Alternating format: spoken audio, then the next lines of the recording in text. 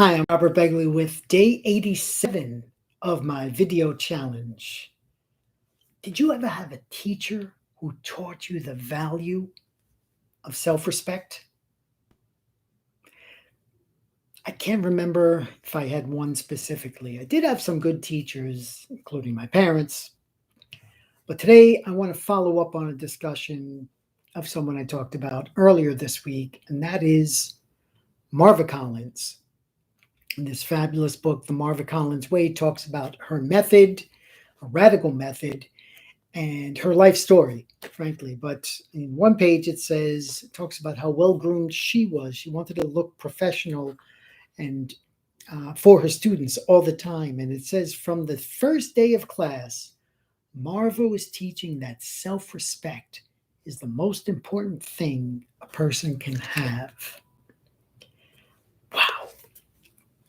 Her story is fabulous. She was born in the Jim Crow South in the 1930s. Loved her father. He would read to her morning and night, newspapers, books. He owned a shop and he would let her open the shop with her and close it down at night. So she learned some business skills. And then when she was old enough, she went to college for secretarial to get a degree in being a secretary. But unfortunately, as a Black woman, she couldn't get a job. So she relocated to Chicago and similarly had a hard time finding a job there. So she ended up teaching. And for 14 years, she taught in public school, which more appropriately is called a government school. And she faced hostility and obstacles every time she tried to introduce new methods. She didn't think the children were dumb and hopeless, even though they were in the middle of a ghetto area.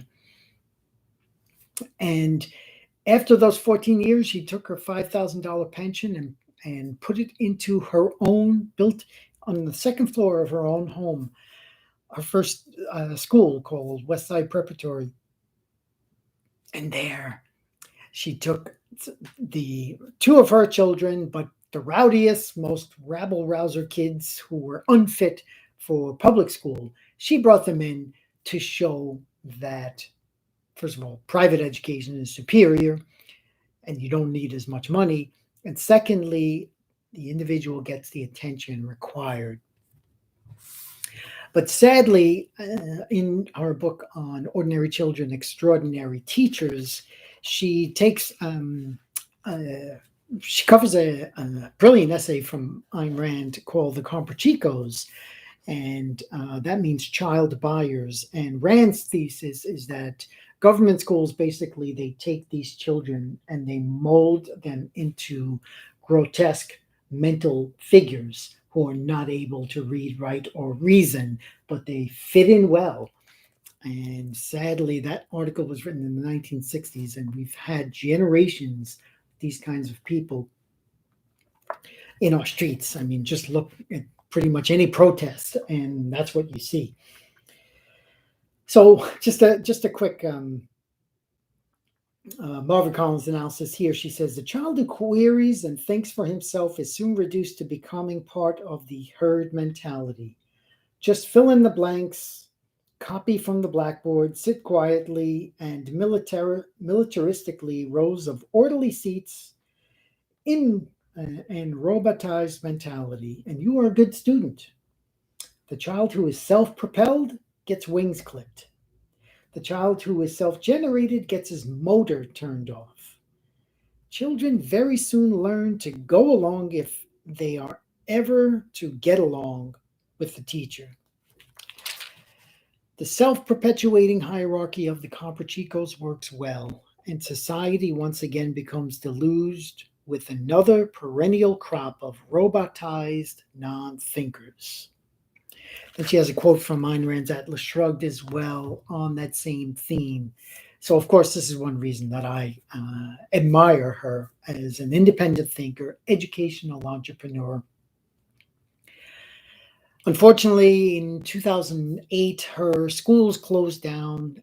They couldn't get enough funding, and there was hostility. Teachers' unions were against them. Government schools were against them because basically they want victims. They perpetuate this victim mentality, and Marva Collins was about self-respect and empowerment. So there was this clash, and eventually her school's closed down. Twice she was offered the role of Secretary of Education by President Reagan and President Bush right after Reagan, and she turned them down. She preferred the one-on-one teaching styles. Marva Collins died in 2015, but there's a brilliant documentary called The Marva Collins Story. Not even a documentary, it's a film. Cicely Tyson and Morgan Freeman. Highly recommend it. You can find it on YouTube for free. It's so inspiring. I'll just let you check it out yourself. So that's it. I'm hoping to carry on, hoping talks like this, programs on the Hero Show will cover her tomorrow so we could continue her legacy of incredible work. We'll see you tomorrow, day 88.